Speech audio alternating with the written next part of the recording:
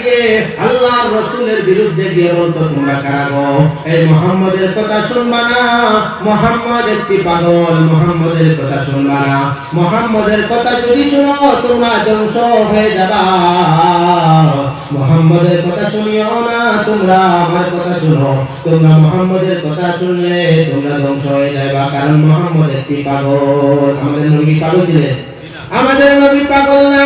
এখন কথা হলো, যখন এই মহান বড় নেত্রী যখন আল্লাহর রাসূলের বিরুদ্ধে লেগে গেল, তখন সবাই মক্কার মানুষেরা যখন আল্লাহর নবীর যারা নাম শুনেও নাই, কোনদিন শুনেও নাই, তারা এসে বলল, আরে এত বড় নেত্রী, আমাদের এত বড় নেত্রী একজন মানুষের পিছে লাগছে, এই নেত্রীটা এত বড় মানুষ কেন লাগলো, এই পাগলটাকে আমরা দেখে আসবো, পাগলটাকে দেখে আসবো।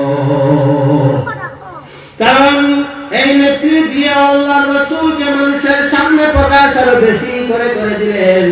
আমার একজন উস্তাদ উনি মক্কা শরীফের মধ্যে যে সময় হজের মধ্যে গেলেন, হঠাৎ করে আমেরিকান দুই যুবকের সঙ্গে দেখা হয়ে যায়। দেখা হওয়ার পর উনি বললেন, আরে মুসলিম? তারা বলল, হ্যাঁ আমরা মুসলিম। তো তোমাদের বাড়ি কোথায়? তারা বলল, আমরা আমেরিকা।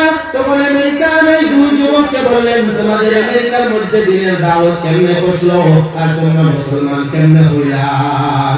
সেই সময় দুই যুবক বলল, যে সময় জর্জ বুশ সেই সময় বিরাট একটা সমাবেশের মধ্যে ইসলাম বিরোধী একটা বক্তব্য দিয়েছিল, এই বক্তব্য দেওয়ার পর এতদিন আমরা ইসলামের মুহাম্মদের নাম শুনতাম না, কোরআনের নামও শুনি নাই, ইসলাম ধর্মের নামও শুনি নাই। এই বক্তব্য দেওয়ার পর আমরা ইসলাম ধর্মের নাম শুনলাম, আমরা মুসলমান নাম শুনলাম। শোনার পরে আমরা গুগলের মধ্যে, ইন্টারনেটের মধ্যে সার্চ করা শুরু করলাম।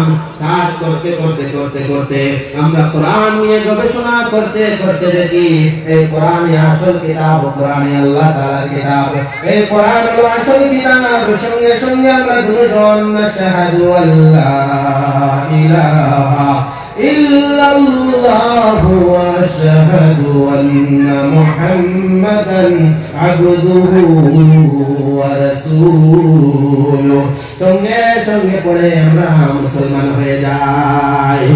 এই জন্য আমরা যত এখন পৃথিবীর মধ্যে আমাদের ইসলাম ধর্মকে নিয়ে অনেক ব্যঙ্গ কটূক্তি করা হয়, এই কটূক্তি করার মধ্যে আমরা কোনো মাপে করার কথা জবাব দেই না, কারণ